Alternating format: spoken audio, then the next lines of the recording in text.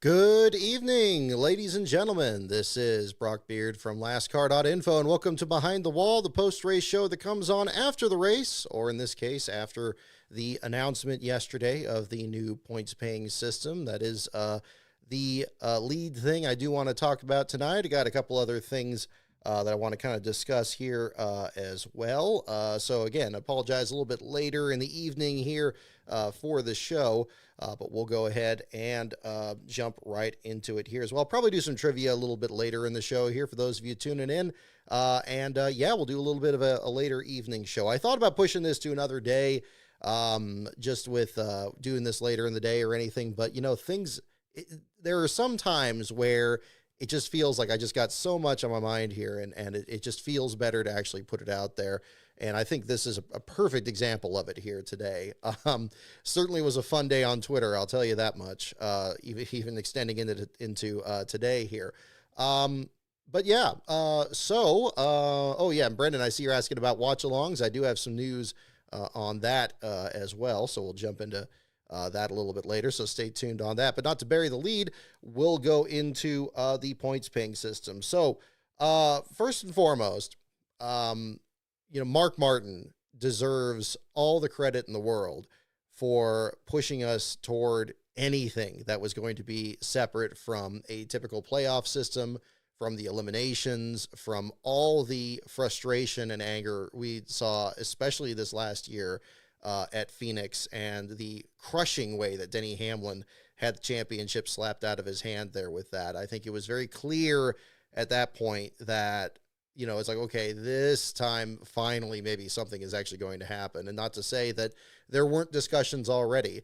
And Mark Martin was a massive presence in that. And from what we heard in the discussions, both the interviews after this press conference that came up yesterday with the chase format returning, the 10-race chase that we had prior to, basically what we had prior to the elimination rounds with some changes, and we'll get into that as well. None of that would have even been possible if Mark Martin wasn't in the room. And on top of that, if he wasn't so outspoken in that sense. And I don't think it was an exaggeration at all for him to say how much of his reputation he put on the line for this. And he didn't have to. And it's all the more, incredible, for how his career played out. The fact that he didn't win a championship under multiple formats here, and having experienced, that side of it there. It was a tremendous effort on his side, and he deserves so much credit for it. And, before we get into any more of this there, again, I want to emphasize, I am so thankful for his effort on that, because you, me, everybody else here watching this tonight, we are not in that room. We do not have that connection. It would be very difficult for us to get our voices heard in that sense. But when it is somebody with the accomplishments of Mark Martin and the career that he's had, it is tremendous. So I want to say that first and foremost. Obviously, my hope was for the 36 race championship, and I think Mark would agree on that as well. And it sounded like that was the case from the interviews. Same thing with Dale Jr. as well, kind of looking at it. Obviously there's other logistical concerns that have to be expressed. I'm sure that's why they had the purpose of these meetings. And there was some good discussion about that as well. What was already set up coming into this year, both in terms of the schedule, in terms of contracts, in terms of agreements and so forth that were set into place, and what would have been changed with this announcement coming up. Now, this is just the time that we heard this announcement. Who knows how far back they actually decided on this system, and how far back these negotiations even began. So I think, in terms of what contracts would have needed to be renegotiated, I think that there could be certainly an argument made for what this timeline has been and what has taken to this point. But to get into the nuts and bolts of the championship itself, we didn't get the 36 race championship there. However, a lot has been undone from, the old system, a lot that was the most controversial elements of it here, even to the point of going back to, the 10 race chase, 26 races, 10 race chase, and so forth. No elimination rounds, no winning you're in. Great decisions on that. The eliminations were just needlessly complicated. The playoff points, I always had trouble keeping track of that, even on these shows here. that made it so hard to understand. And I know that they put that in there so something would carry over from the regular season into the playoffs, but that was always just almost impenetrable to me. I couldn't keep track of it. And I'm sure, other fans in the stands would have an even harder time, trying to understand it. Yeah, the winner take all championship, that had to go. I think that was very clear from that at Phoenix, and it did. So that's great too. I think the 16 drivers in the chase, I think that it seems like most who are having concerns about this system, and I certainly share in this, of course, it's too many drivers still. It's absurd because you do still have a situation where you get through 26 races and, okay, yeah, the leader is going to have what, a 25-point gap on second place, but who knows how big their lead's going to be at that point. What if you have a situation like Connor Zilisch in the Xfinity Series? We understand this is going to be in Xfinity and trucks with a different number of races in their playoffs and so forth. But still, it leaves open that possibility. And then you're bringing 16th place all the way up, not neck and neck. You still got 5-point intervals. Point per position stays still in place. That's going to be, not impossible for, somebody, to lose the point lead from that sense. Not entirely, possible for somebody to get from, 16th in that point to the front of the lead there.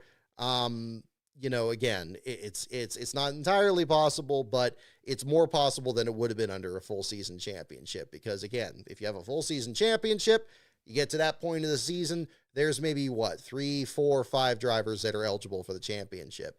And as we've heard from, for example, the Chris Rice and Kenny Wallace video we discussed in our last show on here, that's too often described in the negative terms. And I describe it quite the opposite. There should be drivers who pull ahead of the pack and battle among themselves.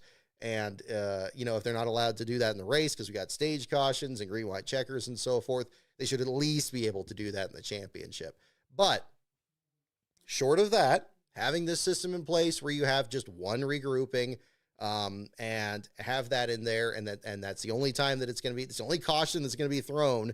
It doesn't matter if somebody has a dominant 10 races, they're not going to get pulled back into the pack again before the end of the year. And conceivably, what if they have just, the point leader coming in, continues to have a great season, maybe is even better and pulls ahead and then maybe clinches before the end of the year. That's still theoretically possible. I don't know how possible with the added points for the race winner. That remains to be seen. We'll find out if that's going to be playing out there too. But it is a positive aspect there.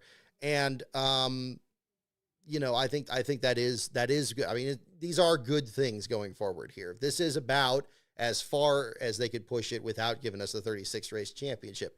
Now, I still take issue with that to an extent. And I got a couple of discussions here since yesterday when this announcement was posted here.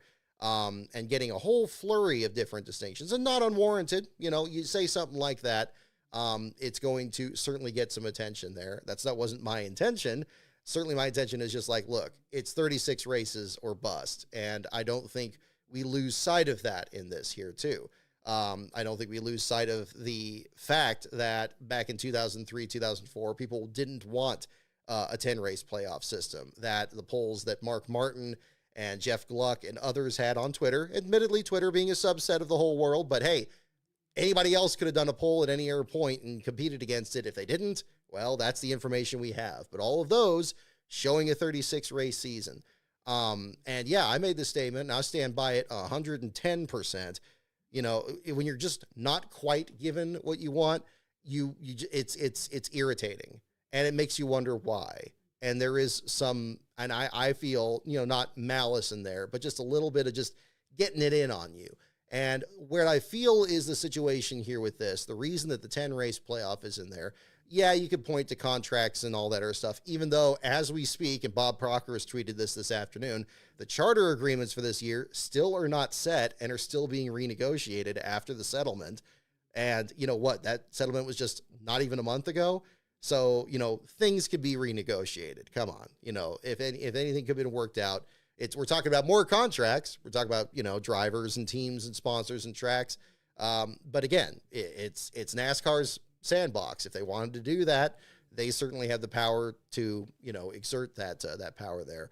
But, yeah, I do think it's a little irritating that they didn't go to the 36 races. And I don't blame Mark Martin on this. He did everything that he could have to push for it there.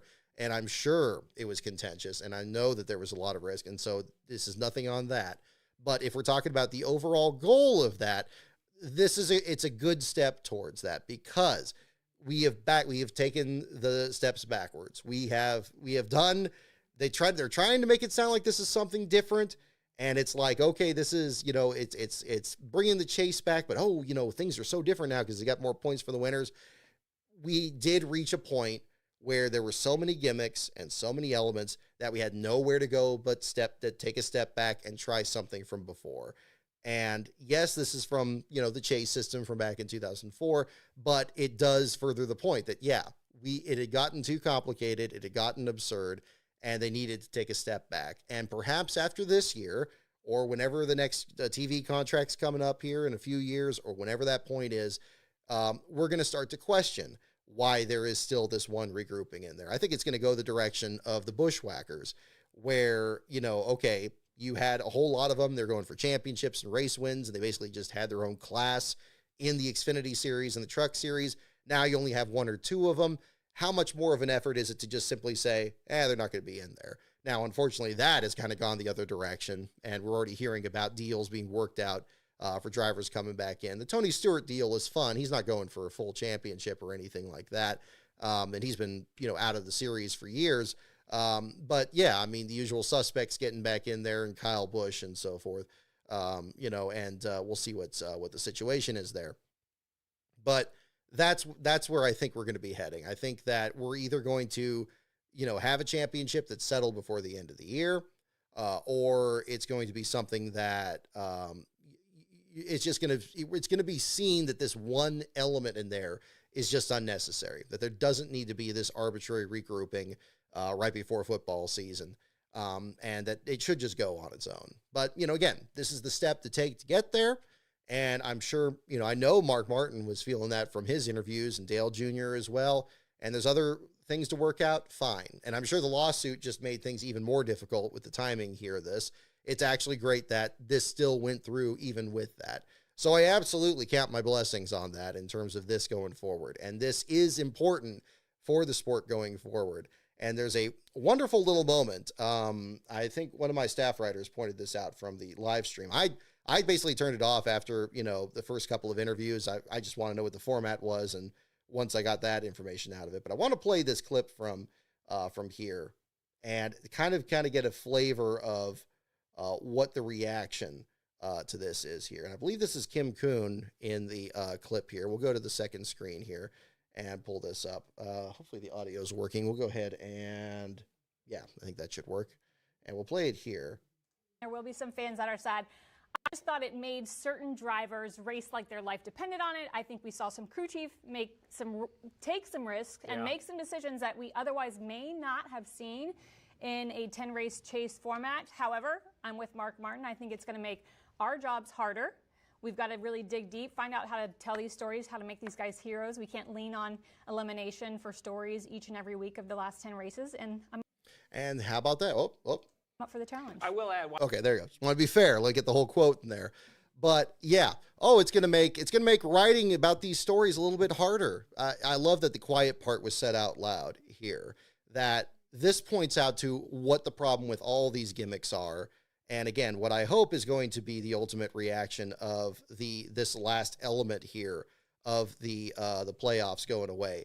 You don't need a framework to do it. I've said it on this show before. It's just playoffs, just ram it through. It's already written for you. And now they got to go out there and find something else to talk about. They actually got to talk about the drivers. They actually got to talk about the teams and the sponsors and every little thing. I mean, just like the Joe Whitlock quote, that every single car that's out there has 7 different stories. You got your driver, your crew chief, your sponsor, your manufacturer, their past performance, the sports history up to that point, everything to that point. That is so perfect in pointing that out there, because it shows that we're on the right track here. And this is great. This is great news. And again, I didn't listen to this initially, but I'm hearing it afterwards, and I'm like, okay, the more after I made that first post. I made that first post pretty quickly. Still stand by it. I don't care how upset Dave Moody or anybody else is about it.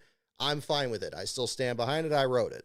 I will say that my emotions from it have cooled a bit since this was first announced. I think, because I do think we're on the right track, and this clip is a perfect example of it there.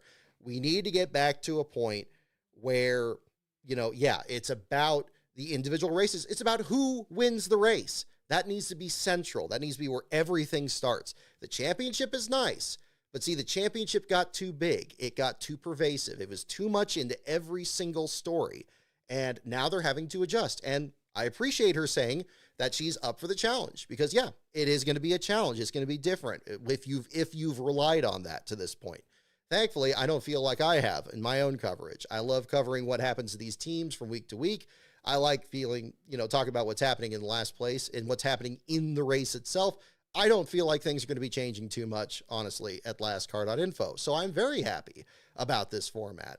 So we'll see this going forward. But that is a perfect point. And at some point here, maybe in this next stretch here, we're going to look at that regrouping and be like, do we really need that?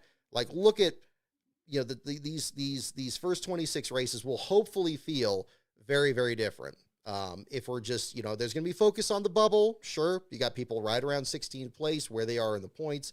But that's going to be the thing is we're just going to be looking at points throughout the year and the bigger picture. And we're talking a much, much bigger picture, and especially in the 10 races at the end. I think that's going to be really refreshing. If you try to put out of your mind, and I will try as best I can to put out of my mind the regrouping at that point after the Daytona night race, and you just have the 10 races, and it's okay, these are the points, and this is how people more or less performed up to this point, but this is the point system. There's no more mulligans. You got to get through to the end of the year, and then whoever has it at the end, they have it at the end, and that's going to be the situation. I will endeavor myself. I mean, that's going to be the adjustment for me. I will endeavor myself to try to put that out of my mind as best I can, because it'll be nice, because not every 3 races we're going to have to worry about, these people are being eliminated and these people are 3 points out and they need to do this and they need to do that. And it's like, no. Just big picture. And if the result of this is a culture change in the media to this point, that would be great. That would be great. It's going to be really a fascinating year. I said after the Kenny Wallace stream there, after the lawsuit stream, don't be entirely surprised we get to the Clash here in a couple weeks and everything feels exactly the same. Even with the changes in the horsepower and this change here with the point system and, getting, new drivers or whoever is going to be through the circuit there. Don't be surprised if it just feels exactly the same for a while. But again, the important thing from all this, the reason this exercise was so important was to chart a proper course. We were on the wrong track. We absolutely were. And we had to turn around and go back the way we came. And we went back up and maybe just eliminated there. It does allow for maybe some more volatility in the chase itself or in just the regular season, things to move around a bit. I hope that maybe since points are going to be much more the focus rather than this stupid chase grid, maybe we're going to get more of a running point total, kind of like what ESPN had back in the 90s. A lot of times they would have the leaderboard in the corner. If you watch a race from around that era, it'll go through the running order, and then it'll also show the point standings, and it'll show where somebody moved up a couple positions or moved down one. Nowadays, with live timing and scoring and having something like that, maybe a live point leaderboard somewhere, or maybe have that on NASCAR.com or something, and track that during the race to show all the little things that happen during an event and how it has an immediate effect on the point standings. That would be interesting. They should have done it all along with the stages. They've done it to an extent. They kind of half-assed it where they just show how many points you get from the stages, but it doesn't show what effect it has on the overall standings until you get to the chase or until you get to the playoffs back then. And then all the focus is, just on those 4 transfer spots at the bottom. It's something like that I think would be really helpful. And maybe that'll be something that'll be introduced because that's something we wouldn't have had back in the previous system. Maybe the technology wasn't quite there yet. Certainly, social media was just kind of getting up. It's kind of interesting to think of it as a throwback in that sense, but it really is. So you kind of have that too. Getting rid of winning you're in, that's fine. I have no problem with that. First of all, keeps Daytona 500 from being just the first person to punch their ticket. Who cares? Don't care about that. Second, makes first-time winners special again. Okay, guy wins 5 races, like Van Gisbergen dominates the road courses again, but say he's, 25th in points or something like that. There's not going to be all this griping about, oh, he's taking his spot from someone who earned it. No, we're not. That was a stupid discussion to have to begin with, and it is long overdue to get rid of that. So I'm all for it. I still feel terrible for Harrison Burton when he won his first race after getting fired from the Wood brothers, and punching his ticket and doing that. And everybody, just all these crocodile tears for the playoff guys that got bumped out. Who cares? They should have won. They should have won. I mean, if that was the system, that's the way it is too. And again, going back to something I've always said on here too, when, they're talking to these drivers and asking them what they think of this point system, theirs is not to ask why. And surprise, surprise, we had the test in North Wilkesboro today, and you're hearing from these other drivers, and they're like, yeah, okay, yeah, we'll do that. And like, they're expecting these drivers to like take a stand or something, be like, oh no, this isn't racing. And, I'm not, it's like, no, look, you could add more gimmicks and remove them. They're like, okay, game on. I know the rules. Let's go out there and do it. Because you know what it is at the end of the day? They're trying to win races. The goal doesn't change. We've seemed to have forgotten that along the way, but maybe we're going to be reminded of that. So again, I feel very positive about that. So I think that's good. Again, I would have loved a 36 race championship. I understand logistics about why that wasn't necessarily possible. I know the best case was put forward to try to make that happen this year. And I know that this is about as close as you could possibly get, with the exception of maybe getting rid of the stage cautions and maybe getting, reducing the field into the chase itself. It's about as close as you can get. It's about as close as you can get. Of course, the first chase back in 2004 had 10 drivers. This is 16. Now, we didn't have charters back then. We didn't even have the top 35 rule back then. Had way more teams. Had the same length of schedule, but not as diverse of a variety of tracks. So that's certainly different.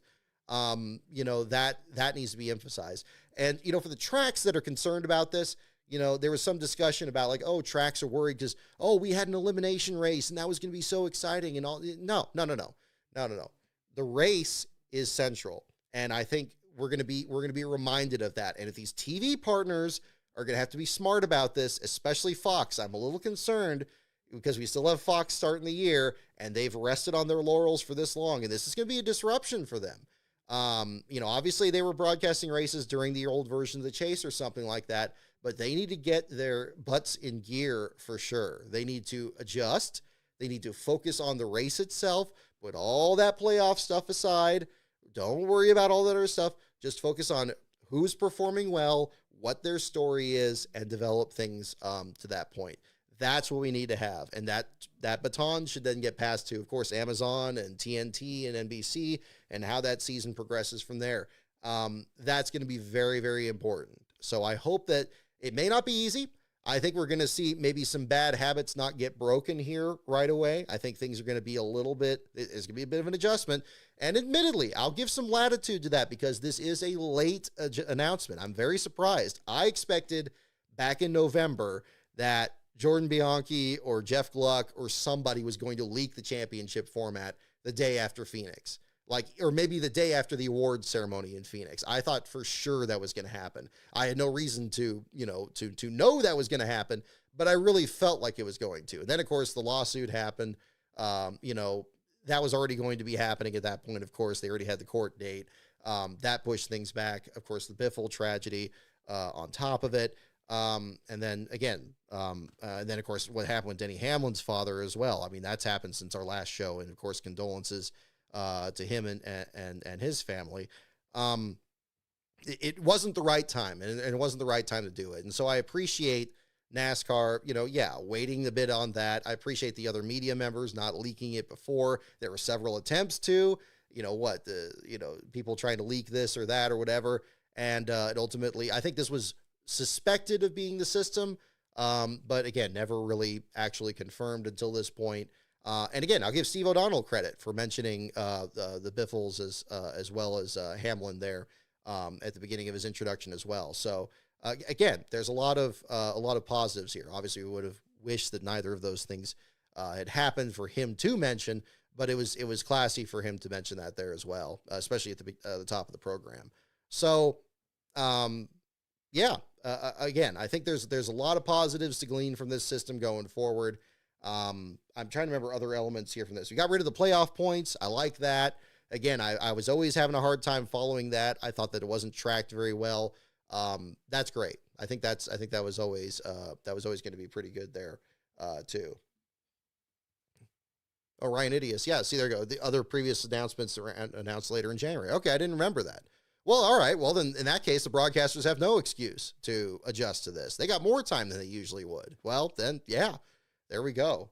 So I think that's another aspect of it. I thought of playing more of the video here from the Chase announcement. I don't think that's necessary. You've already seen like a lot of the discussions from this. I just want to make sure I get the rest of hang on, my mouse is a little slow here. Rest of the elements here. Let's see. Let's bring it back.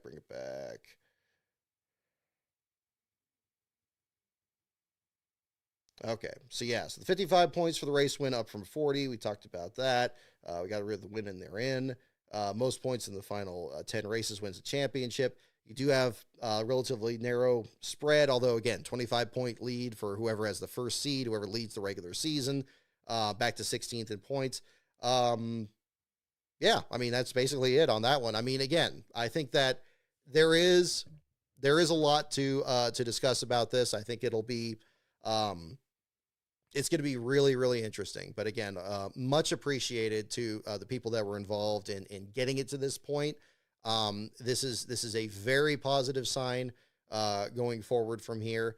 And yeah, you know, I will concede it's still a bit frustrating to not go the whole hog. I feel like that's what I was addressing there when I was posting that the other day. When you get, it's so close to being the 36 race championship. It's like, why pull back? If you're going to change this much, this quickly, after all the stuff that's happened the other day, why not just go whole hog? But apparently there was just this reluctance to do it there. Now, again, some of that may be worthy. I've already kind of talked about this, but I'll go into this aspect a little bit more. But I do feel that some of the reluctance to go the whole way and again, this is the fault of those who were the playoff proponents in these discussions here at the same time, is this myth of a boring 2003 season. This myth of, it's like, back in the early 2000s or late 90s, you'd have one guy leading all the laps and, all these other guys were lapped and it was boring. And like, okay, like, sure. Like kind of what the Chris Rice thing was talking about. And it's like, no, that's not true. That's not the way it was, and if it ever did happen, we had the stream here on this where I remember that 99 Michigan race, the Dale Jarrett one that didn't have a caution. I thought that was the most boring race I had seen at that time as a kid, but I watched it now and my goodness, there's so much that's going on. That was exciting. There's so many stories. And then before you knew it, the race was almost over. It was going by so quick without the cautions. And yeah, it was interesting. So, I think that's part of it. I think that part of the reason that things have not moved even further than they have is a lack of imagination and a false historical narrative that has come about from this too. So, and maybe it's going to take a moment in this to kind of reinvent that as well. It's going to take a moment in here to actually, have this discussion and actually kind of get back to that point. So yeah, so I think that's about it. I thought I was going to have more to say about it, but I'm kind of petering out on that. That's about all I have on that because I feel like I'm already kind of repeating myself on that. So it seems like most people are happy about this. I guess we could talk about the reaction really in general. It seems like most are generally interested in it. Certainly younger fans, maybe not necessarily the brand new fans, but the younger, the generation after me, grew up during the chase or the early years of it. And going back to that system and remembering, the chase grid and seeing things like that. And, the battle for kind of getting the last spot in those Richmond races back in the early 2000s or something like that. Yeah, that is still something different. It was controversial at the time, certainly, I remember having a hard time explaining to my roommate back then in college that system, and he followed college basketball and could understand the Final Four system. So that was not a good sign from the start there. But again, there is some nostalgia for that. There's some interest in that, and we'll see what direction that goes. So I think that'll be another one to say about that. But again, hopefully things will play out the right direction there too. Let's see. Let me check my notes. I did take some notes here. I was going to do like a full outline on this, but I feel like just doing off the top of my head was probably a better way to go. Yeah, pathway to full season points. Yeah, I kind of covered that already on there. Yeah, I kind of had a jotted note here as well. If there's something that's holding NASCAR back from changing it, that shouldn't end the conversation. That should be something that they should work through, like try to do it. And I think that was happening in this case. And I think, again, Mark Martin was a massive part of that. And it sounded really contentious. I think that was the most interesting interview, was the one that Mark Martin gave, where he talked about it. And he really felt like, he must have like really spoke up to the point of like shouting, and he was like, oh man, I'm never going to be invited again. Am I messing up my legacy or something like that? It can't be overstated, how challenging that is, especially in front of the people who are the guys, the people that are the top of the sport at a time where, they got the lawsuit that's going on. You got a lot of this controversy of people questioning the system. You got declining ratings. I don't really go into the ratings that much, but I know it's been pointed to a lot in this whole process. It took a lot of guts to do it. And, Mark Martin's always been that hardcore, he's always been that tenacious there as a driver. It's wonderful what he was able to accomplish. And it's fascinating to hear. I thought there was more of a concerted effort he had, maybe, kind of a 12 Angry Men thing, where maybe there were more people kind of going on his side or something, but it sounded like he had to do a lot of legwork himself on that, and that's even more impressive. So, I will freshly admit, I was not a huge Mark Martin fan when I grew up. As a fan, I was Ricky Rudd and Jerry Nadeau and those guys there. But my respect for him there is, even higher there. So that's certainly the case there. So again, I think we're in a good position here. But there's going to be some interesting moments coming up there, because people are going to have to adjust. People are going to have to work outside of their comfort zone, and so forth.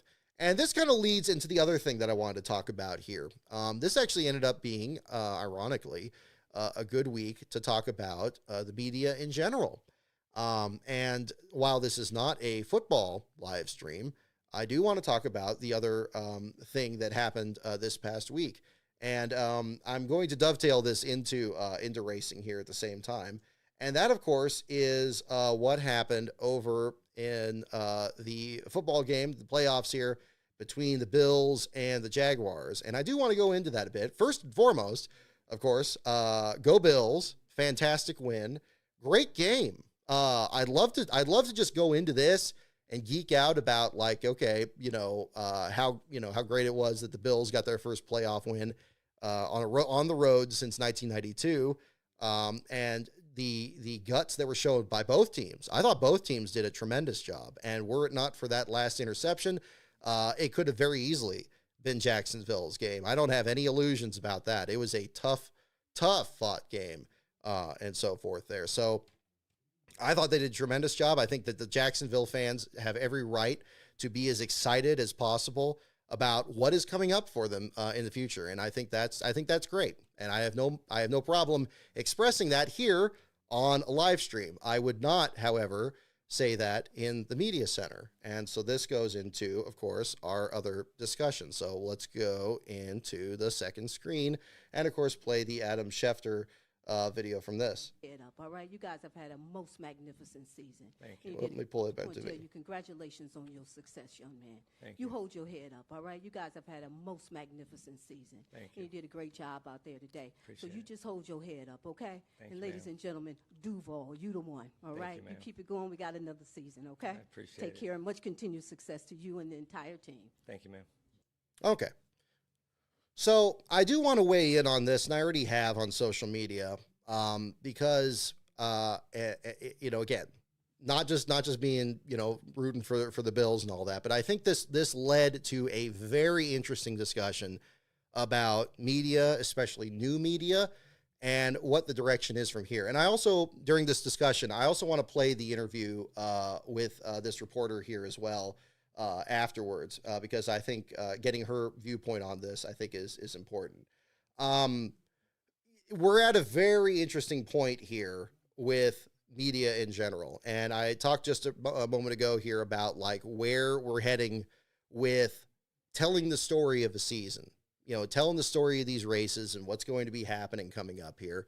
And how to do that, and I've certainly had my criticisms of Fox and these other broadcasts and trying to convey the best way to share that story. The championship format is one piece of that puzzle. And I've already gone into that here in the first part of the show, that it's emphasizing what happens in each individual race, much like in football, you're emphasizing, what happens in a particular game. Obviously, their playoff system and all that is more integral. We won't get too much into comparing racing and football because there's very different animals there in that sense there. But when you are telling the story, the important thing is, when you're a media member, you are there to collect information. You are there to get the story and you're there to share it with people. Everything else around it is nice, and it's great and you can have fun doing it. You're allowed to have fun doing it. I don't think anybody's saying that you're not allowed to have that. And I think there's a greater latitude to share these stories today, which is wonderful. I think if you're trying to get into media, this is the best time to do it. Because it's not just, you're writing an article for a paper and you got an editor and maybe you got a limited circulation and who knows if somebody's going to read it or whatever. Now you have that, even though that's on the decline, but then you got people making their own blogs, you got YouTube pages, you got TikTok, you got Instagram, you got whatever all these other formats are to share these stories and share this information. And I feel that this reporter, if she had used any of those means to do that, nobody would have a problem with it. Absolutely not. And I think that would be perfectly fine, and you should care. And again, I think that her, empathizing with it, and you see a person, it's a challenging loss. They did play a hell of a game. I thought they did a tremendous job out there. And yeah, when you see somebody, it sucks to lose, especially when it's like that. You had everything set up. You got your kicker. That's a great kicker, and he's going to get it in there. We just got to get maybe 2 plays to get down there. We get to the 50-yard line. You get the field goal. It's over, and you're going to the next round. You're getting ready for the Broncos or whoever is going to be there. That's fine. And again, if you see a person like that, and again, it's take it from somebody here that talks to last place finishers. You don't think it enters my mind when I go into the garage area. And maybe I remember one thing that was really difficult was, I think it was Jordan Anderson was at Texas during the All-Star weekend, and he had come out there and, he was all excited. And this was when he was kind of developing the program. I think it was just his car out there. This is 2021. And, they were excited about the season starting up. And they were having a conversation beforehand, and then he gets in the car. They fire the car up, trying to get going there. Car won't start. Team's scrambling, doing this, doing that. And before the race even starts, they're pushing the car behind the wall. They have to spin. They miss the start of the race. They're back there for like 50, 60 laps trying to fix the car. Across from him, Mike Harmon's car is in there. I think Bailey Curry was driving at the time. And, I felt terrible for him, and again, but and that's a possibility. And when it's my coverage, it's a certainty that you're going to see people that are in, very frustrating situations. I've tended to see people be more frustrated over finishing second than finishing last, but of course nobody's going to want to fall out of a race early. And some have way more weighing on it than others. You could have a situation where it's a matter of picking up a sponsor or something like that. But that was something that should have been handled, separately, because again, when I'm doing my thing, I can't go in there and, generally speaking, last place people aren't going to be, in the media center there, that you have to really catch them in the garage area. Now, sometimes if it's a big name, you're going to have a similar experience to this, where you got people out there and they're bringing microphones out. Bubba Wallace, when he had an engine failure at Sears Point, perfect example. AJ Allmendinger, a couple years before that, same thing. You had Fox there, and they're sticking a microphone in his face and asking about it. I can't imagine walking up to one of those drivers and just saying like, "Hey, man, it's really rough, and you had a really good start to this and all that." You can't do that. You can't do that.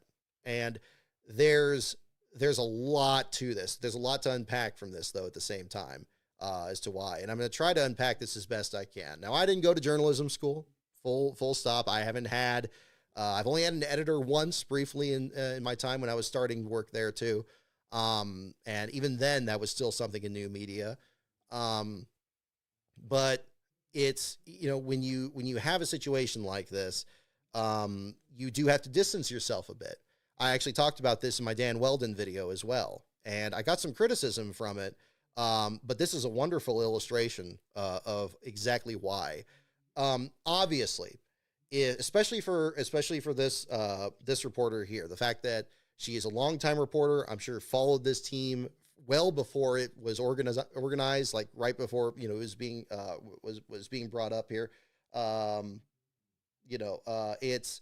It's set up there in such a way that you have to be passionate for it, and you want people that have a passion for the sport to be in the media center. I hope that's not something that's being taken away from this here. It's great that she has this much passion for it and for the people that are involved, because that's what people want to hear about. They want to hear those stories. They want to hear those stories. They want to learn more about these people, and in the good times and the bad. And then when they have a good time, when they have a big success, it makes moments like this mean even more. And that's the responsibility you should have. And that, I feel, in a lot of senses is being lost a bit. And there's many reasons for that. I've criticized this in NASCAR, in the TV broadcast, where they're not interested in stories like the story of a race or a story of a driver or a team. It's, this other thing that kind of gets written for them, the playoff system. And again, I think that's one thing to be very excited about this year. But people want to hear those stories from the people themselves.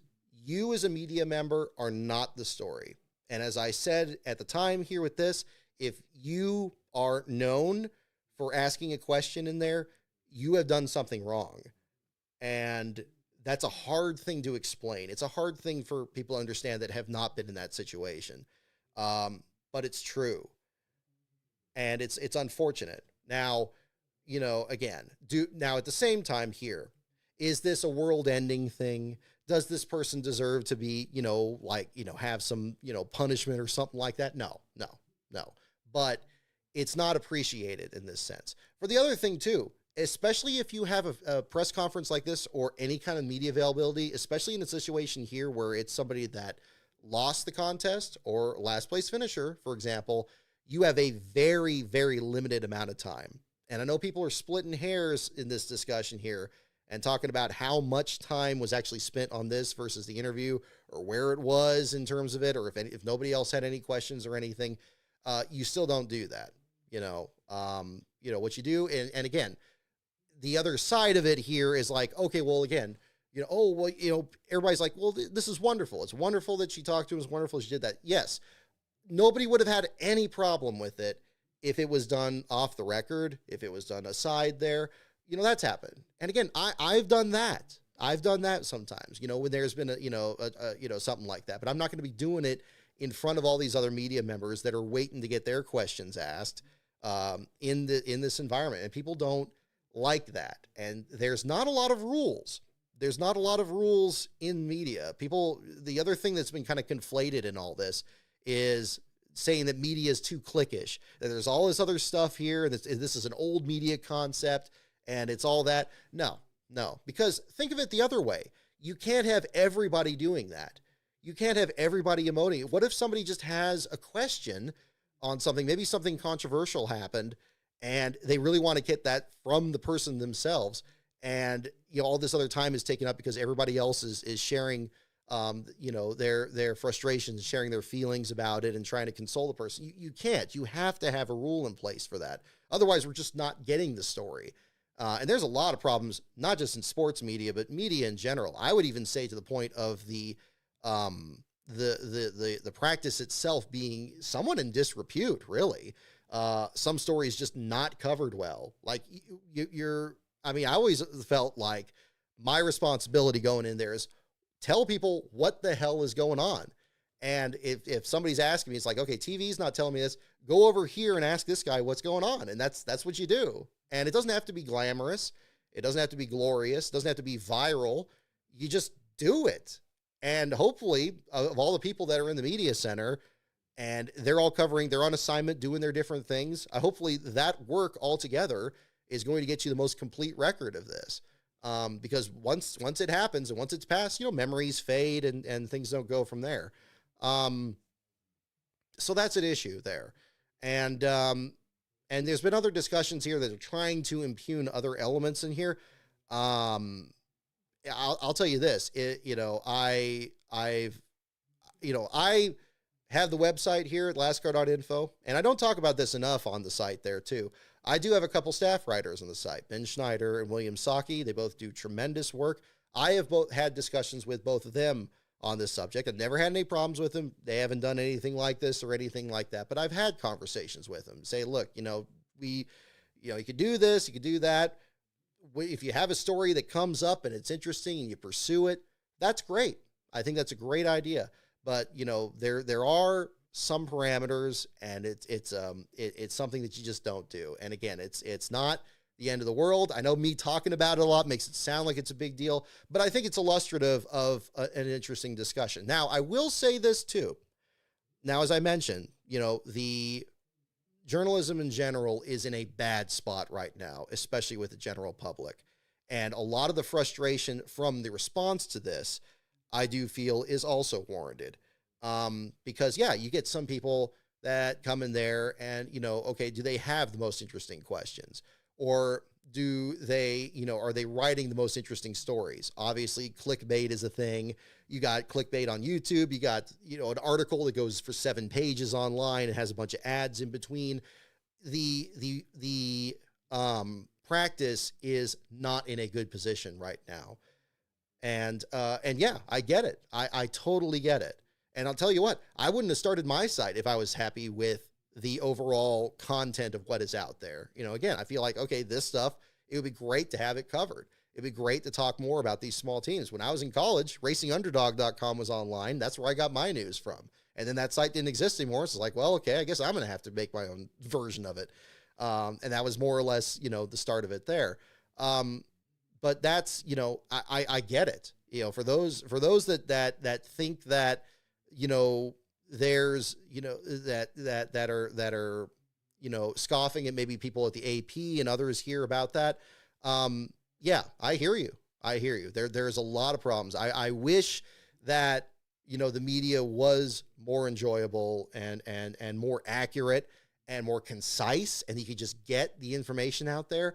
But the other consequence of this is from what we have out there. Now, again, this is a longtime reporter for Jacksonville, somebody that's been involved in the sport for a very long time. But there are other people out there that, again, closer to what I do, where it's their own website, or they do, again, there's influencer media, there's all this and all that. And I think it's great that you have people that are involved in media that have different backgrounds in that sense. I'm glad that it's not a closed environment, because for one thing, I wouldn't be in there because, again, I don't have that same experience that maybe a longtime person has their hard card and does it all year. That's fine. And I'm not complaining, because I'm happy to have whatever little bit I can get out of covering this at the same time. But I'm also happy that they are open to having people in there. And there's been accusations about, the media being too cliquish, that, okay, you're going to have you come in there and you're one of, this part of media and you're this part of media, and, you don't get, there's some comparisons to a high school cafeteria or something like that. There are cliques everywhere. That'll happen at work. That'll happen. I've seen lawyers be cliquish. I've seen doctors be cliquish. It happens everywhere, and if you don't like it, create your own clique, and then you start bringing people into your circle or something. That's the wonderful thing. Again, that's where I think it's wonderful with this, is that it is a great time to get in the media in that sense. And you do have a lot of latitude, but the one limitation to it is there still has to be a shared set of values. And from that, there has to be a shared understanding of rules there. For one thing, when you get your credential, there's stuff you do have to sign off. Like, I'm not going to be doing this. I'm not going to be doing that. And like, okay, totally understandable. And the reason you have to have that is because, of course, you're there for a very different purpose. And there's nothing wrong with that. And because if you don't have these rules in place, other people aren't going to be able to do what they're doing. And that's the important thing. Now, again, I wasn't in the room in this case. Maybe this was an example where it wasn't that disruptive to anybody else that was asking questions. And again, the emotion that was there and the expression of wanting to console somebody in a difficult situation, there's nothing wrong with that. But again, there is such a thing as a time and a place for things. And I think this was, while well-meaning, not necessarily the place for it. You can go through the proper channels. You can go through the person's PR department. You can take them aside as they're walking back out. I'll tell you this, free example from my own experience. I covered IndyCar at Sears Point, and Joseph Newgarden was up there. And I wanted to ask him about the milk promo that he did at the Indy 500, the infamous thing where the guys are in the rubber suits, and the one that the ABC did, and it just kind of happened out of nowhere, and everybody's like, what on earth was that? And Joseph Newgarden was kind of the feature. And I wanted to ask him about it, but I was like, do I want to ask this in front of everybody else up here? I'm like, everybody's kind of talking about the race this weekend. Do I want to kind of go into the past? So I didn't ask it right up there. But when he left, I kind of caught him on the way out, and I asked him about it, and we actually had a nice conversation. Again, Joseph's a great guy. I've needled him a little bit about it on Twitter here and there, and it turned out to be a wonderful thing. And maybe it wouldn't have been a big deal if I mentioned it in the moment, but it's kind of like, I think it's kind of like cafeteria rules, where it's like, okay, if you see a piece of food or something like that you're using, you have any questions like, I don't know if I should cook this, just throw it out. Just throw it out and, do it a different time there. And I think that's a part of it too. So again, I want to be fair here, and I want to pull up the shoot. Okay, we still good? Let me know in the chat if we're good. I did see it said reconnecting there for a moment. I hope it didn't. I was probably rambling a bit at the end of my speech there, but hopefully I drove home the point that I wanted to hit there. I think it's counting up.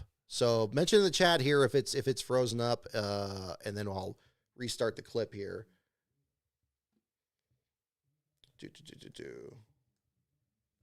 And we'll pull that. Okay, we're back.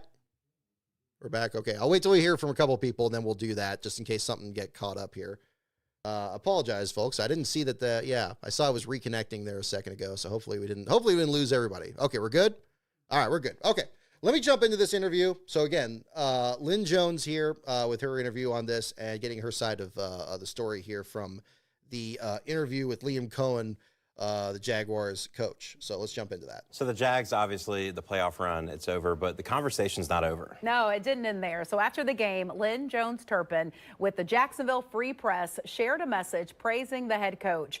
It was in a post-game news conference highlighting his leadership, resilience. A lot of people said she sounded like the auntie who was helping. We needed it. We needed it. We were all hurting. But take a listen to her response. I just want to tell you, congratulations on your success, young man. Thank you. You hold your head up, all right? You guys have had a most magnificent season. Thank you. you. You did a great job out there today. Appreciate so you it. just hold your head up, okay? Thanks, and ladies ma'am. and gentlemen, Duval, you the one. All right, so Lynn is joining us today to talk more about why you made that decision. First, I had to give you a shout out. I mean, Lynn, today you're on the Today Show. Yes, You yes. said you have been pinging left and right. Yes. Subscriptions going up for the Jacksonville Free Press. Yes. I mean, did you know this was going to throw you into the spotlight? I did not. I really did not. I mean, it was a typical day. Go to the press box, and it was just an overwhelming day. I can tell you that this entire city, this town, our team, our city, and our coach, we were overwhelmed. I mean, and I really was not going to attend the press conference, but I left out. I was talking to a young man. I'm sure Looks he like we're knows still good who here? he is. 23-year-old young man. We're just talking about the game. I'm telling him I'm from Michigan, this and that, and I'm giving him some words. He said, ma'am, he said, you need to go ahead and go attend the press conference. So I went back, I went down, went through how we maneuvered through, and I sat there, and everyone was back there, and then Coach, word up, Coach. So Coach came out, And his emotions, he was totally immersed. His feelings. He had tears. He bit his lip. And the issue is the question, not necessarily a question in the fourth quarter, in the fourth down, and the punt came through. Right. But my question was, keep your head up, young man. Yeah. Young man, this entire year, we have rooted for this team over more than 30 years. Do you understand what I'm saying? Okay, so again, it's good to have that passion for it. When you go in there, and again, it's Phoenix, you come in there, you got the other, when the championship 4 thing wraps up, they bring the other 3 guys in there, back when we had that format, and those guys would just be sitting there, and they don't want to be there. They don't want to be there, and they're going to, and what do you ask? Now, but you got to ask them something, especially in a winner-take-all race where all the attention is, and maybe you got moments that happen along the way, and you get a better appreciation for what's happening. And then after that race, they're probably not going to want to talk about it again at that moment. And you may feel in that moment, it's like, oh man, I just feel terrible for him. Like you see somebody or, something like that. But what you do is you gear that into your questions. You gear that into your story. You gear that into whatever you're going to produce from it. And you may want to say something, and again, just do something like that. But again, just not in that moment. And again, that's where this all comes in. So anyway, the stadium, the solemnness. We were rooting. I mean, it was packed. So he was like, "Yes, ma'am, thank you." So now I'm the new grandma. You probably needed to hear it. Yeah. The new auntie and. So, Lynn, I do want to bring out, because this also has a lot of mixed emotions and how people are responding to this. Yes. So Adam Schefter wrote, "This is an awesome post-game exchange between a reporter and Jags head coach." But then Mark Long, who's an AP reporter, kind of went in on this. Yes. And he said nothing awesome about this, called you fake media, said that you shouldn't even have been up there asking those kind of questions. So when you heard that, how did that make you feel? I don't take no offense to it. Listen, I've been in this business more than 25 years. I've interviewed from Barack Obama to Terry Bradshaw to, what's my guy named Tiger Woods. So he can say whatever he wants about fake news. I am a member of the Black Press, NNPA, the National Newspaper Association, that's been around more than 100 years. I'm the associate editor of the Jacksonville Free Press, one of the more than 230 African-American newspapers still printing in this country today. In Jacksonville, you have the Florida Star since 1955. We've been around since 1986. In Philadelphia, the Philly Tribune has been printing since 1884. In my hometown of Detroit, the Michigan Chronicle has been printing since 1935. So support the Black Press. So you can call me fake all you want to, honey. I've been doing this a long time. Let me tell you something. People know me. Yes, sir. My cousin Lance, they're big Packers fans. They came down last year for not Jags. the Packers. I'm from Detroit. Go ahead. So they are converts, and my cousin Lance was like, "Tell her this morning that I love her, and tell her to say that it's going to be all right." It's going to be all right. Keep your head up. All right. Young men, all you young men, keep your head up. Keep your head. All Lynn, right. I love it. Thank you for joining us. I asked you. So again, she's a lovely person. There's nothing, again, her personality is great. I see people really glomming onto that, and that's good. Again, she reminds me actually of my supervisor when I was working at Richmond a lot there too. Again, very positive personality and things like that. And again, I haven't heard exactly what the coach felt at that moment. And yeah, maybe that was something that, was helpful at that time. But again, I think that this attention, while it seems, really positive in that sense, doing these interviews and, increase in membership for the newspaper and all that other stuff there, that sounds good on the face of it there. But you see where the frustration comes on the other side of it, that maybe people didn't know of this of Lynn's background, but it exuded something that did not seem like, a media presence there. And again, I agree that is changing, that it is different, because there's new media, there's other things, you got different personalities coming in there, and so forth. And the big difference, the big gate that makes it different from the fan experience to the media experience is access. And with that access, you're given a license to, a press pass to go in there and do it, but there's strings attached to that. And a lot of that is there, again, to make sure that as many people can report their stories as much as possible without interference from others there too. So again, nothing wrong with the sentiment of it there, just the timing of it, and that's what it comes down to. And I think most people that are, even the ones that are being most outspoken about this and most critical about it, it just comes down to that. And I think that that's the important aspect to take from it. But acknowledging, yes, that we do have a media landscape that has more than its share of problems. It really does. And it needs people that are willing to get the story out there and so forth. But the answer to that is not less rules. It's not getting rid of the rules that are in place for a reason, for people to be able to do their work. It's putting it into your work. Put that passion into your work, and that will come across. And then they'll bring you on the interviews to talk about that. And then you're not so much the story. You're bringing up these tales from what happened in these games, and that's what gets really exciting. So I think that's the important thing to talk about that at the same time, And I'm less concerned with Lynn herself and her viewpoint on this. Like, again, she's a longtime reporter. You could say that, maybe just understand this a little bit better and maybe, do it a little differently in a different time.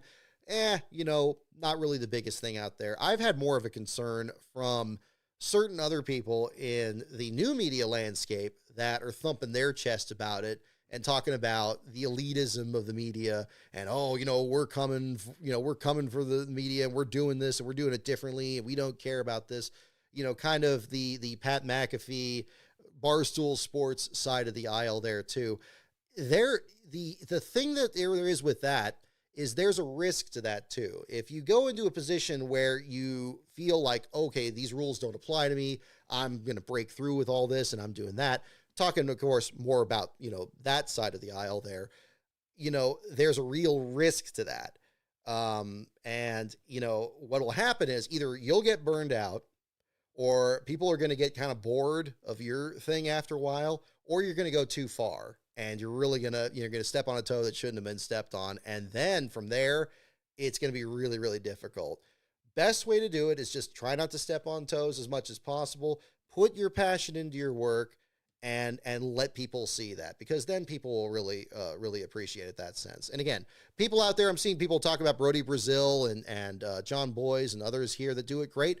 That's excellent. I'm glad other people are weighing in on it. And hopefully this is going to, I think the positive, and Lynn could be really thanked for this too, is that this clears up what's been a clear animosity between media and the public. I think that there's really been a lot of problems there, and I don't want to get into the political side of it. I think that that's a big part of it for sure, but it's not the only one. It's there's a lot of different elements there, and I'm glad to see that there's been more discussion on it. That's why this is kind of big-footed the point system thing a bit, and I'm certainly talking about it more tonight than I thought I would be, but that's what I felt, in that sense there too. So, it's an interesting discussion.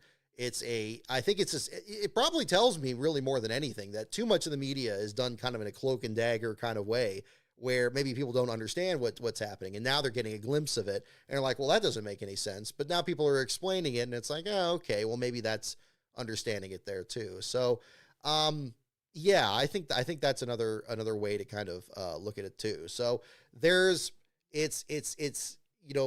going to have, when you have a media center, you're going to have new media in there, you're going to have old media in there.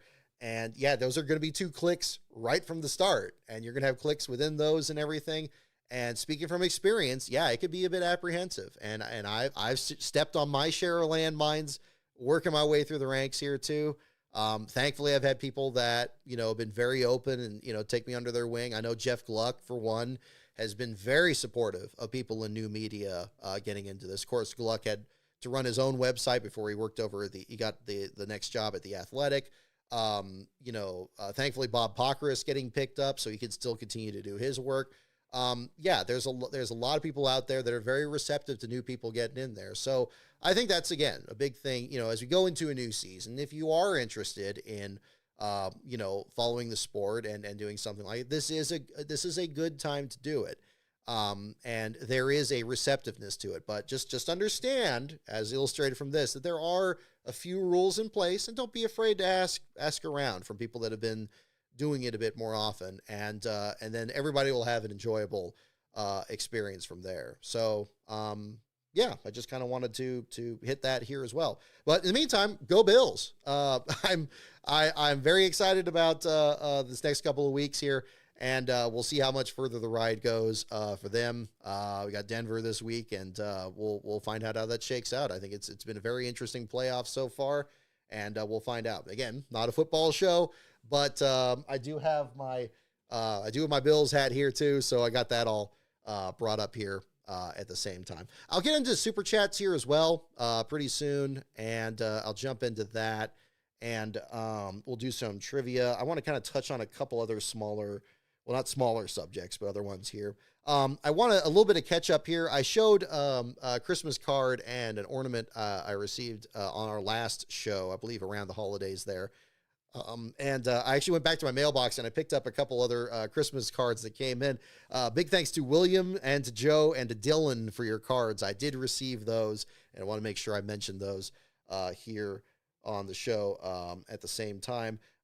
Wishing Brad Keselowski a swift recovery after his broken leg in a skiing accident earlier this month. I didn't talk about this in our last show there. We've since heard the report that he is not going to be running the Clash on February 1st, that he's going to return to the Daytona 500 and look to win his first 500 in, what would it be, his 18th, 19th attempt, something like that. It's getting up there in his career. Obviously, we saw the promo that was done earlier featuring that. Brad is putting together some of the most entertaining commercials here all of a sudden, which is a lot of fun. But certainly wishing him a swift recovery. It looks like he's in good spirits there for that. And Corey LaJoie driving in his place in the number 6 car in that. And very interesting. I think NASCAR Man History, Steve Toronto, and a couple others were pointing this out, of the fact that LaJoie is a past winner at Bowman Gray, and maybe could potentially turn some heads. It'll be interesting to see what maybe he can get done there after driving for Rick Ware last year. We saw LaJoie have a decent run in the 500 there, was in the mix there for the lead at the end. But at Bowman Gray, I mean, who knows? I thought that was a very interesting venue last year. I think it was an improvement over the LA Coliseum, as much as I enjoyed covering the first one of those out there. And hopefully we have a good show on that coming up here as well. On that note, I do want to dovetail into this because I did mention this a little bit earlier. The next broadcast I'm planning on doing, next live stream, unless something else happens between now and, we're going to do one for the Clash. That's going to be the next one, I would anticipate. It might. We'll find out if my schedule is kind of a little topsy-turvy here these next couple of weeks. But I'm planning on doing a stream there the night of the 1st. We'll find out if that's going to be the case or not there on that. But also, the following week, on Saturday the 7th, I believe it is. Where was it? Yeah, I think it would be the 7th. Saturday the 7th, I am going to do another live race watch-along. I got a request, and indeed a sponsorship, actually, a little sponsorship there, to do a watch-along of the 2011 Daytona 500. As we come up on the 15th anniversary of that race, I will be doing a watch-along of that on Saturday, February 7th. I'll have more details on that the closer we get, and that will be there as well. So we'll be doing one for the Clash at some point, if not the night of the 1st there, close to it. We'll be doing a watch-along there on the 7th, and then we'll be into Daytona. I liked doing the show after the duels on Thursday. I think I'm going to do that again because that seemed to work really well, and we'll push forward from there. So, whoop, did somebody's post get deleted there? Hopefully not. Okay, now everything seems like it's on there as well. Let's see here. Yeah, actually, my last couple of notes are just kind of out of nowhere here, or a little scrambled. Enjoyed the last Bills game at the Highmark Stadium. That was pretty cool. Love the red helmets on that. Seeing Stapleton 42 and ARCA testing, that was exciting as well. He gave some interesting insight there as to what it's like out there actually in the draft and all that. So it'll be interesting to see where things shake out from there. And on the other side of the coin, Fox doing their new Daytona 500 promo and using what looked to be AI. Not a big fan of that. I'm probably going to do a video ranting on AI at some point here. I have some, little sentence blurbs here and there. I might make it more of an organized thing because it's something that has been bothering me, especially for how long it usually takes me to produce my own videos there. I'll save that for another day. This has been a long enough show on that there as well. But yeah, so many more streams coming up here. So we got the Clash. We're gonna do the one 2011 Daytona 500 on the 7th, the one after the duels, and the 500, and then we'll start doing that. And as you can see, we got the camera adjustment again here. I picked up another tripod here to bring the camera a little bit closer. Hopefully that's going to look a little bit better. Still fine-tuning everything on this end. But yeah, I don't have Badger in my lap yet, but I had this set up in such a way that we'll have something close to a Badger cam for future episodes here as well. And just keep trying to make the show as best as possible.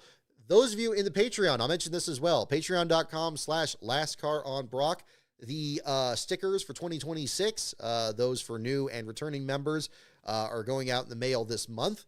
I have something else for the Patreon members that's coming in this Friday. I have a few of them sent out. The rest will be coming out probably this next week or so. So you should have those by the end of the month.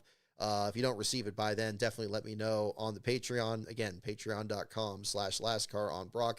And in terms of content coming up, I have a video that I narrated for NASCAR Man History that's in the works. I've already recorded it. He's in the final steps there producing that. So that will be coming to the $1 level members the next few weeks, as well as for the $5 and up levels. The next episode of 500 Days is about 70% complete. I've been working on just getting the visuals in there. The outtakes are clipped out. We got music tracks and everything in there, and that's coming in together. I'd love to get that up by the end of this month. Is kind of what I'm aiming for here. Yeah, we'll get that going. And yeah, I think we're picking up business here pretty soon. So I did say I was going to do some trivia, so we'll do a couple trivia questions here at the end. If there's anything else I missed from the first part of this, I'll catch up on that. And I'll do super chats here as well. I'll do super chats here first after we pick which category you'd like. Let's see if I can see this on camera. Oh, there we go. I put the camera a lot closer. I had a tripod before, and that was the one I was using through our last show, and it was way too far back. And I kind of liked seeing a lot of the room here, and I still want to be able to show off, the quilt here behind me and everything. But I tried like a tighter shot and kind of experimenting with that. So, bloop, there we go. See, we can even bring this in a little closer and bring that down here and make this a little bit more, there we go, a little bit more centered and get that going. Disqualification show, Bean Boy 89. Yeah, I mean, this show is basically the disqualification show at this point. So I think that'll be a different, it pretty much is. I just, the only reason I've changed that, well, I mean, we had that Ryan, that show for the 2020 Daytona 500 that was just a mess with the Ryan Newman deal and all that, and it kind of needed a rebranding. But also, I mean, some of those disqualification results just take so long to call in, and but most of the time, yeah, it still will be on there, so I will be doing that too.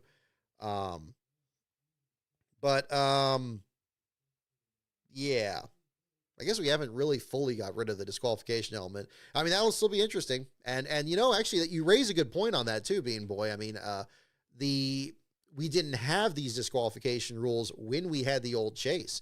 So how is that going to affect things? I mean, imagine you win a race, you get your 55 points, and then you get disqualified. You get brought all the way to last place. You lose your stage points. I mean, heck, you can get even more than that in stage points, I guess. It could be a massive hit. And maybe, it happens in the playoffs. I mean, disqualifications, your last place finishers of this year could well decide the championship, in even more significant ways than we've seen to this point. And that'll be something very exciting, and that'll be something we'll be following for sure, at lastcar.info. So we'll find out what the situation is there. Yeah, encumbered wins coming back. Yeah, hopefully not. Everybody got confused about that term, but we'll see. So again, doing the categories on here, we got NASCAR, pits, teams, tracks, drivers, and the wild card. Once again, NASCAR, pits, teams, tracks, drivers, and the wild card. So we will jump into that. Let me close this window out, and we'll go from there. Let me go into the super chats here in the meantime here. Joshua P. Boston for $19.99 for $20. Thank you so much. I am happy with the new Chase, despite it being not full season points, and we have 16 eligible drivers. Too many, if you ask me. I agree. Consistency is key again. More points go to the winner, and wins are transactional no more. Very well said. I didn't mention the transactional wins. That's a perfect way to express it. B- is your grade on that. That's fair. I think that's fair. I wouldn't give it a C. You know, again, I will admit, in my first post after the thing, I pretty much had one in the chamber for when they announced it. And it's like, it's the Chase. It's just the 36 points. It's like, why do they just go there? But yeah, I mean, when you hear the interviews, I felt better and better about it through the day and seeing other discussions. Oh, one of the lights went out. Felt better and better about it through the day and hearing more people's opinions on it. That was good. So I think that helped out a lot. And I think we are in the right track. And yeah, the wins are not transactional. It's not what the win gets you anymore. And that is a massive difference. And I think it's probably not going to be felt for a while. It's probably going to take a while to really realize that a win is finally what it is. And maybe this gets us there automatically. Maybe this turns out to be the format that does work. And maybe it's not going to be a problem it existing. I keep looking here to see if Badger ran in here, but he hasn't. But yeah, I agree. And I appreciate your clarity. I agree with that 100%. I think that there is an element of consistency that has to be maintained. You can't, BS your way through the season or maybe win one strategic race or count on winning just a super speedway race or something. I think that we can enjoy first time winners. We can enjoy a road course dominator, and all that. And maybe in the long term, we'll realize that the full season championship accomplishes what this format is trying to do in a much easier way that is much easier for people to explain. And that's the thing I thought I was most comforted by, especially when Mark Martin expressed it, that this is going to be the step that would lead us back to that maybe it's too much of a shock. I didn't buy the too much of a shock thing first. I'm like, oh, come on. This is NASCAR. They didn't think it was too shocking to throw regrouping, having the elimination rounds on us. They didn't think too much to throw the Chase on us to begin with. I don't see how it's a problem to go back the other way all of a sudden, but whatever. They were going with that. Fine. But, again, down the road here, I think that'll be, it'll be a positive. And I think we are on the right track, and that is comforting. And I do feel better about it the more I think about it. So I do appreciate that. And again, thank you so much for the super chat there, Joshua P. Boston. Joshua P. Boston again, my goodness, dude, for $10 on here. Thank you so much. Perhaps we renegotiate the TV deal. We might end up completing the circle and return to a full season points format. We're not quite there, but this is a major step in the right direction. Very good point. I personally feel like streaming is going to take a bigger element of this going down the line. It's hard to tell where the bubble is because you got so many streaming services out there, and they're all grabbing for different properties. You got Apple TV is going to have Formula One this year. You got all this stuff working together, and who knows where it's going to be. Hopefully you're not going to have to go between multiple streaming services. I'd like to believe that at worst you'd have an exclusive NASCAR one that would just be there. I mean, they tried to do that back in 2001 when Fox bought the Speed Channel. Again, hopefully it'll be something that'll be workable at the time and go forward from there. But I agree. I think again, when the TV deal's renegotiated and they're used to this system for a couple of years and maybe being like, hey, why don't we try this thing, that they used to have where it was all the races, especially when we see drivers get more points for wins. I think that's a good start there. It does still value winning. I think, it does it without guiding the hand of the competition too much, that we have to make people, be eliminated and they got to be above a certain performance threshold when they're driving the fastest they can and getting the most out of these cars from the first place to last place.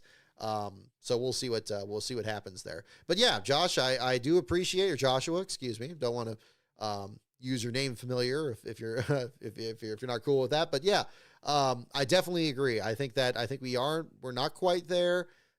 This is maybe a lot. Well, again, those of us that enjoy the full season championship or, had problems with the playoffs, we're going to be able to, I think, enjoy this season quite a bit. It's going to be an adjustment more for those who are wedded to the playoffs and wedded to eliminations and not having those out there. They're the ones that are going to have to adjust.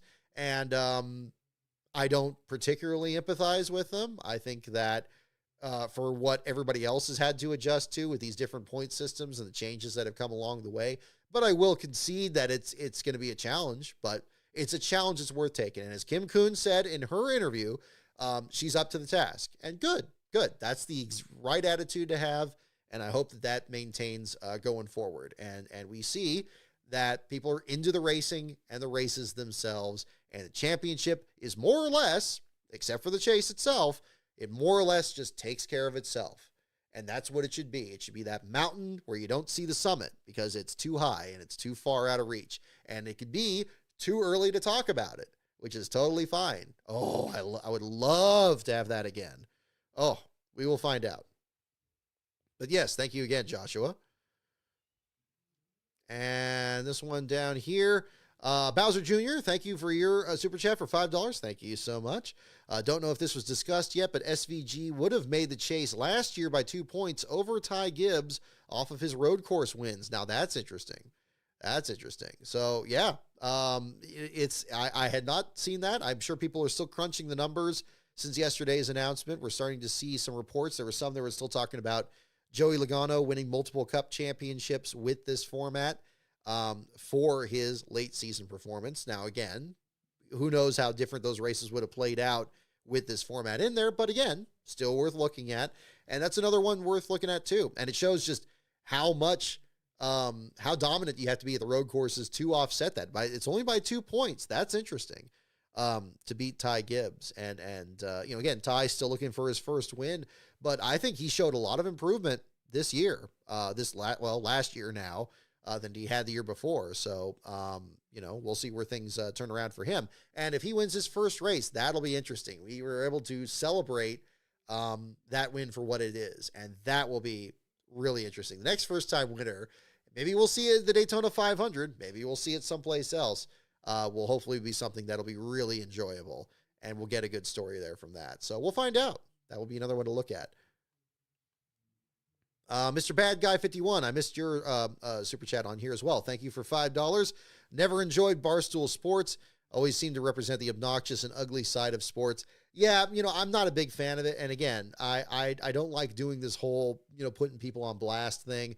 But I found what Pat McAfee was talking about this, the Jaguars thing to be pretty far off base, using it to thump his chest about, his show and all that. And Barstool Sports, I was not impressed with how their guy was handling, bragging and boasting about the Patriots beating the Bills, and then, getting all bent out of shape there afterwards. Like, come on, man. If you're going to be doing that, if you're going to be big and brash and thumping your chest, there's risks to that. There really are, and that transcends media. But we'll see.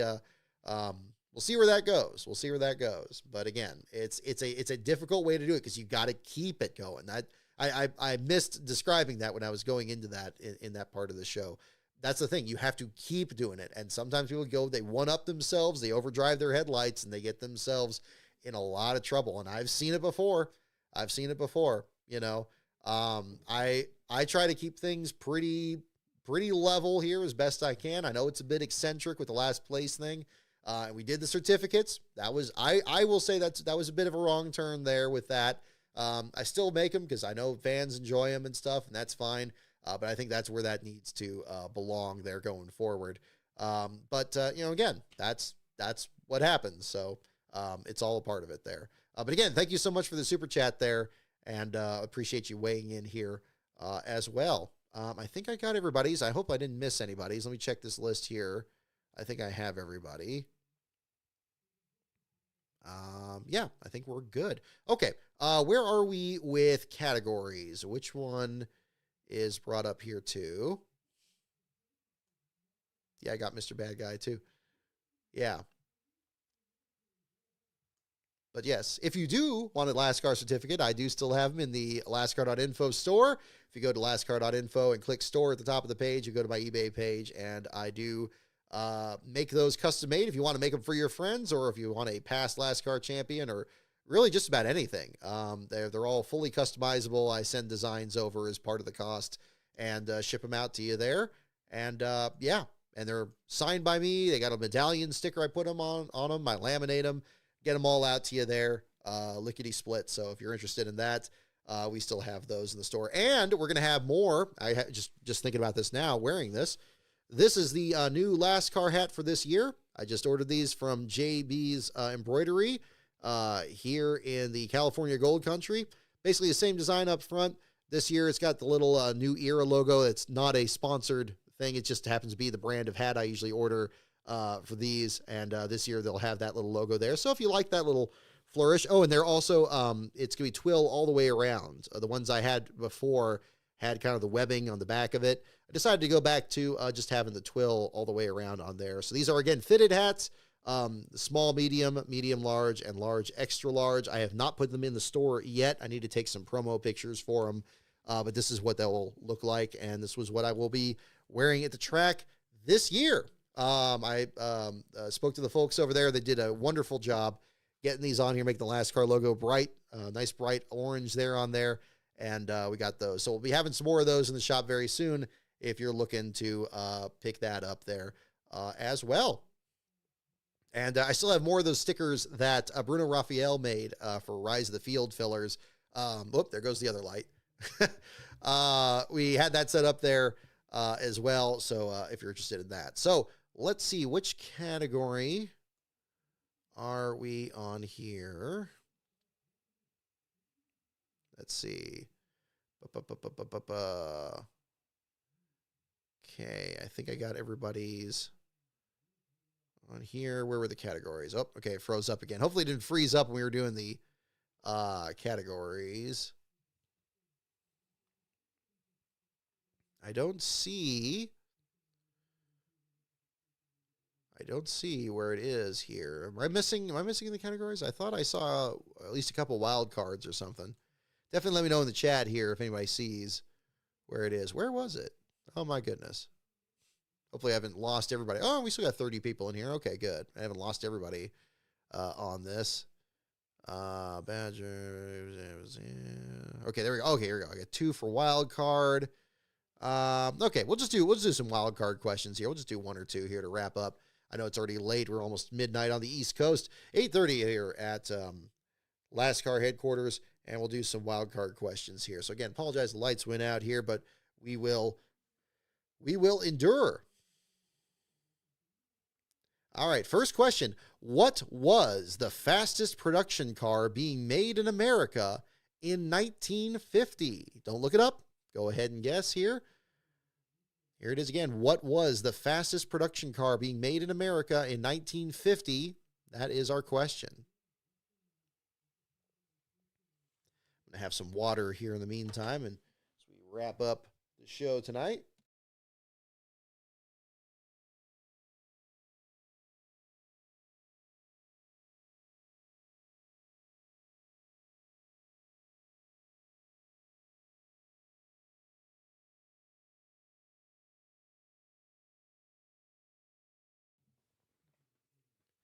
Alrighty, just picked up a second table here for my mouse on the just off camera right here, or camera left here.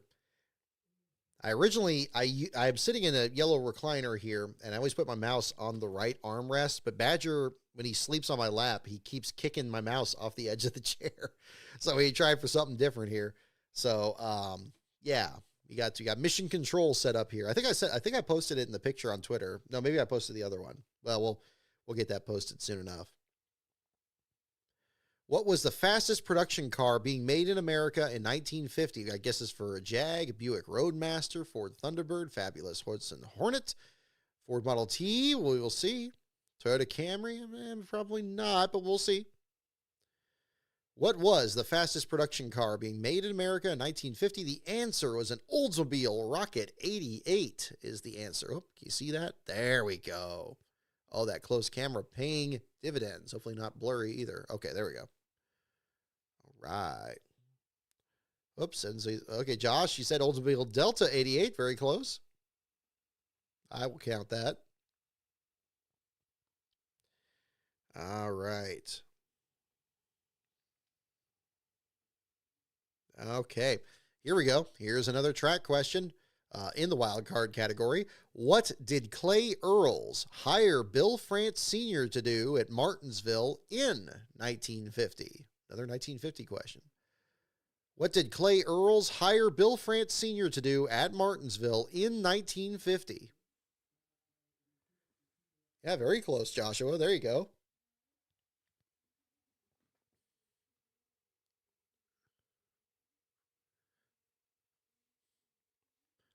What did Clay Earls hire Bill France Sr. to do at Martinsville in 1950 is the question.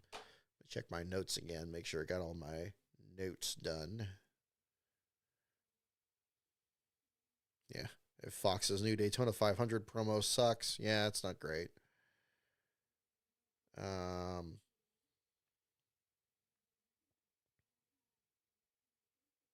I got that one. Okay, I don't think it's about it. I don't have anything for show and tell today, but I probably will for our next one. We will see on that. At least nothing I've brought up here today. Okay, yeah, I'll clear that note out.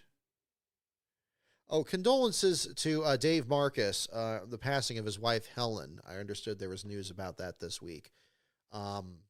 Yeah, I just met Dave over at Talladega this year, and long time one. I mean, Helen is, I think she was listed as his car owner for a lot of years, driving that 71 car there. And again, long time involved in the sport. Condolences to Dave there and the rest of the family for sure.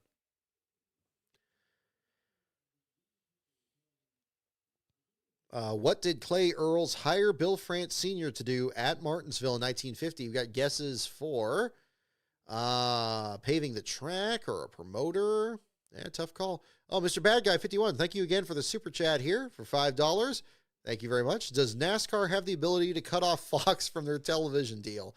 You know, I don't know. That would be a great question. It's a great question. I don't know how the deal is there. It does seem like, I mean, the TV networks, despite what Jeff Burton said last year, they do have a lot of leverage in, NASCAR's operations and their scheduling and so forth. I don't think they have the ability to cut them out there. I would think that they have the ability to step in if there's issues with like the quality of the broadcast or anything. I mean, I would think that they would, even though Fox and the other broadcast partners are paying as much money as they are to broadcast the races and they're trying to get their money's worth. I would think that NASCAR has some ability to respond, maybe not much of one. But in terms of cutting it from their television deal, I don't know. I don't see that happening. Certainly not this year. But we'll see. We'll see. There does need to be an improvement, though. I mean, I'm not the only one that's been beating the drum there about the quality of the Fox broadcast in particular, especially in the Truck Series where they've just been really awful. But we'll see where things get there as well. Yeah, not unless they're willing to buy out their portion of the remaining $6.6 billion there, Joshua. Yeah, no, definitely. Death Killer, yes, Dave was wearing the wingtip shoes when I saw him at Talladega. I think I posted that picture a while back where he was talking with Richard Childress on pit road. That was really cool. Let me answer the question here. What did Clay Earls hire Bill France Sr. to do at Martinsville in 1950? The answer is park cars. Let's get that on the screen. There you go. Park cars. There we go. That camera stance is paying for itself. Excellent. Park cars is the correct answer. I don't think anybody guessed that. Promoter, I like to pave the track for Bean Boy 89 because I think he did do that for Bowman Gray Stadium when they got brought up there in the discussed that in the JD book. Yeah, there we go.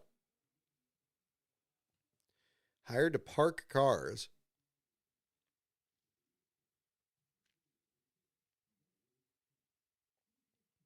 All right.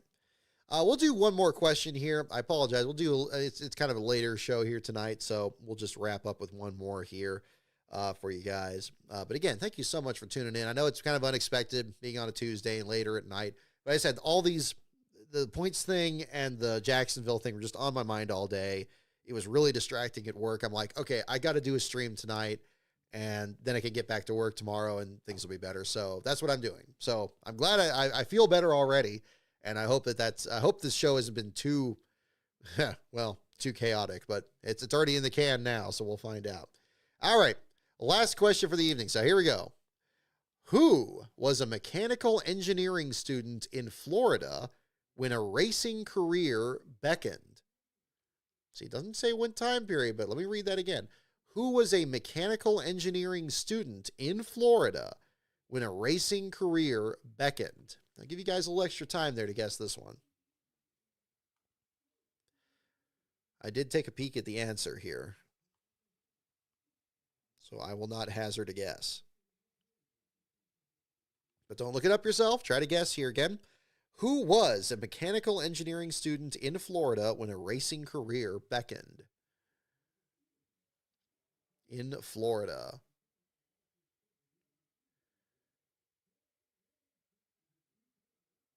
Yeah, see? Tricky one.